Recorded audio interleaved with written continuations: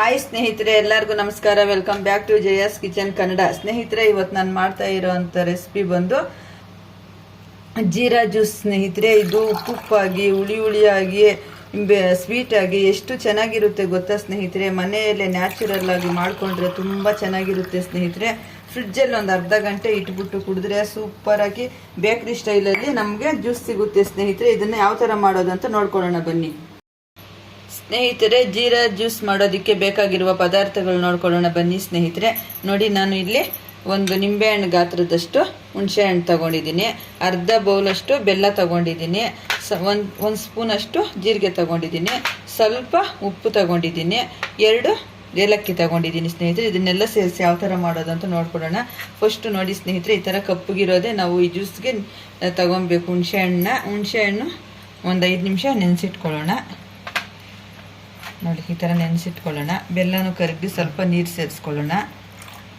ಈ ಥರ ಸೇರಿಸ್ಕೊಂಡು ಇವಾಗ ಅಷ್ಟರಲ್ಲಿ ನಾವು ಒಂದು ಕುಟಾಣಿ ತಗೊಂಡು, ನೋಡಿ ಈ ಥರ ಒಂದು ಕುಟಾಣಿ ತಗೊಂಡು ಜೀರಿಗೆ ಸೇರಿಸ್ಕೊಳ್ಳೋಣ,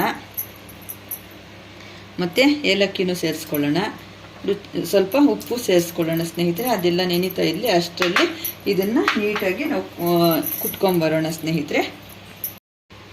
ನೋಡಿ ಸ್ನೇಹಿತರೆ, ಈ ಥರ ಕುಟ್ಟಿ ಇಟ್ಕೊಂಡಿದ್ದೀನಿ ನಾನು. ಈ ಥರ ನುಣ್ಣಿಗೆ ಕುಟ್ಕೊಬೇಕು ನಾವು. ಈ ಥರ ನೋಡಿ, ಈ ಥರ. ಇವಾಗ ಇದನ್ನು ಒಂದು ಬೌಲಿಗೆ ಸೇರಿಸ್ಕೊಳ್ಳೋಣ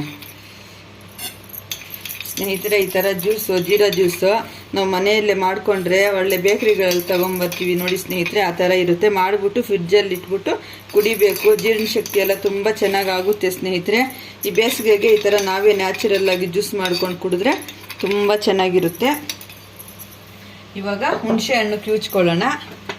ಈ ಥರ ಕಿವುಚ್ಕೊಂಡು ಇದಕ್ಕೆ ಸೇರಿಸ್ಕೊಳ್ಳೋಣ ಸ್ನೇಹಿತರೆ. ಒಂದು ಬಟ್ಲಿಗೆ ಕಿವುಚ್ಕೊಂಡು ತೋರಿಸ್ತೀನಿ ಸ್ನೇಹಿತರೆ. ನೋಡಿ, ಈ ಥರ ಹುಣಸೆ ಹಣ್ಣು ಕಿವುಚ್ಕೊಂಡು ಈ ಥರ ನಾವು ಶೋಧಿಸ್ಕೊಬೇಕು. ಈ ಥರ ಇನ್ನೂ ಒಂದು ಸತಿ ಕಿವುಚ್ಕೊಂಡು ಇನ್ನೂ ಒಂದು ಸತಿನೂ ಸೇರಿಸ್ಕೊಳ್ಳೋಣ ಸ್ನೇಹಿತರೆ. ನೋಡಿ, ಈ ಥರ ಫಿಲ್ಟ್ರ್ ಮಾಡ್ಕೊಬೇಕು ನಾವು. ನೋಡಿ, ಇನ್ನೂ ಒಂದು ಸತಿ ನೀರು ಹಾಕ್ಕೊಂಡು ಇನ್ನೂ ಒಂದು ಸತಿ ಕಿವುಚ್ಕೊಂಡು ಹಾಕ್ಕೊಳ್ಳೋಣ ಸ್ನೇಹಿತರೆ. ನೋಡಿ, ಈ ಥರ ಹುಣಸೆ ಹಣ್ಣು ಕಪ್ಪಗಿದ್ರೇ ಸ್ನೇಹಿತರೆ ಚೆನ್ನಾಗಿರೋದು.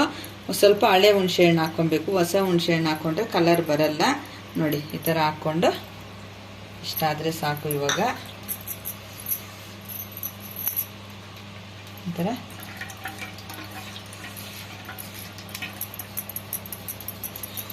ನೋಡಿ, ಈ ಥರ ನಾವು ಫಿಲ್ಟರ್ ಮಾಡ್ಕೊಬೇಕು.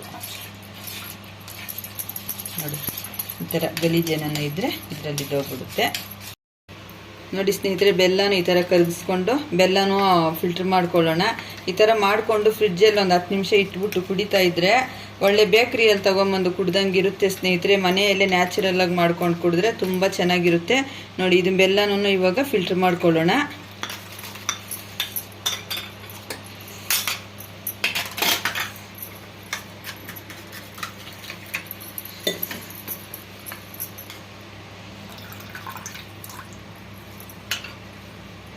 ಇವಾಗ ಈ ಗ್ಲಾಸಲ್ಲಿ 1.5 ಗ್ಲಾಸು ಅಷ್ಟು ನಾನು ನೀರು ಸೇರಿಸ್ಕೊತೀನಿ ಸ್ನೇಹಿತರೆ.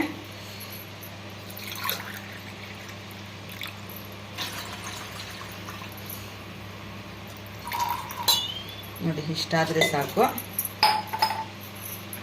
ಇವಾಗ ನಾವು ಈ ಥರ ಚೆನ್ನಾಗಿ ಮಿಕ್ಸ್ ಮಾಡ್ಕೊಳ್ಳೋಣ. ಮಿಕ್ಸ್ ಮಾಡಿಕೊಂಡು ಇನ್ನೊಂದು ಬೌಲ್ಗೆ ನಾವು ಟ್ರಾನ್ಸ್ಫರ್ ಮಾಡ್ಕೊಳ್ಳೋಣ.